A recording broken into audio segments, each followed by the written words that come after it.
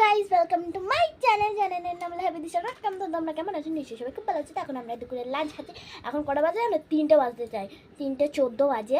তখন আমরা খেতে বসেছি। চলো কি খাবো, কি রান্না হয়েছে চলো দেখাই।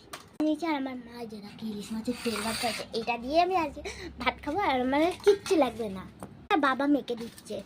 ফিল্টার লাগানো আছে বলে এরম হচ্ছে, মনে হচ্ছে না পোলাও পোলাও, কিন্তু না, ফুল কালার ইলিশ মাছ, যেটা আমার খেতে একটু ভালো তো লাগে, কিন্তু ওই যে কাঁটার জন্য আমি খাই না। তাও তেল দিয়ে ভাত খেয়ে নেবো। একটু অনেক আছে তো। জাস্ট অসাধারণ। দাও খেয়ে আসছে। ইলিশ মাছের তেল দিয়ে ভাত খেতে ভালো লাগে? কমেন্ট করো, আমার তো দারুণ লাগে। আর ভাত দেবো না তো।